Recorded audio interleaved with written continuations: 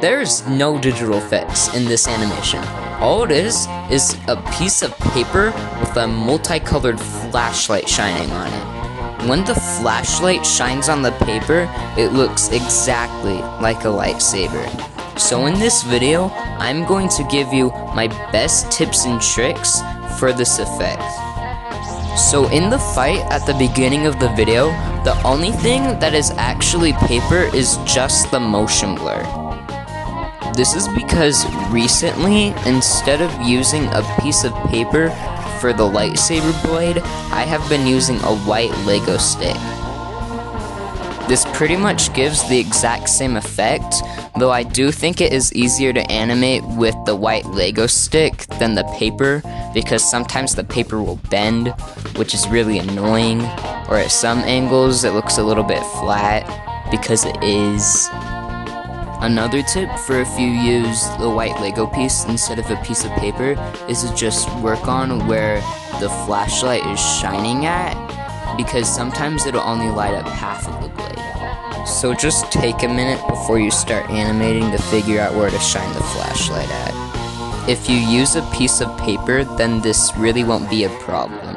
To get rid of the extra light hitting the set, just work on different camera angles and where the flashlight is shining at before you start animating as well. Okay, so now we're gonna talk about characters fighting with lightsabers and how to set up the lighting correctly. So for this next one, if your character's lightsabers are the same color, then this won't be a problem.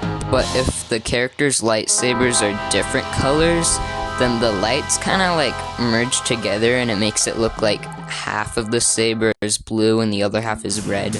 Or sometimes it'll look like both sabers are purple. So what you should do is move the characters to where their lightsabers aren't touching, and then you'll have enough space to where the flashlights will only hit one lightsaber, and then from the view of the camera, it'll look like that the lightsabers are touching even though they actually aren't.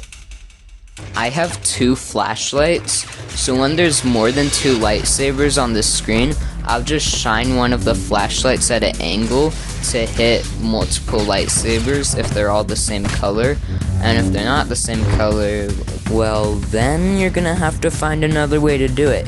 You could do it digitally, or you could buy another flashlight. I also use this for blaster effects, where one frame, the paper will be attached to the gun, and the next frame, the paper will be attached to some Lego bricks off screen. You can also use this for gun effects, and you could also use it for force lightning or electricity effects. For force lightning, I use this piece of paper that I cut out, and I flip it back and forth between frames. Also, this effect isn't my original idea. I got it from Loft Studios, so if you haven't already, go watch some of his stuff. He's really good at stop motion. You can do a lot of things with paper and lighting effects, and if you learned something from this video, I'd really like it if you left a like and a comment, and go watch some more of my videos.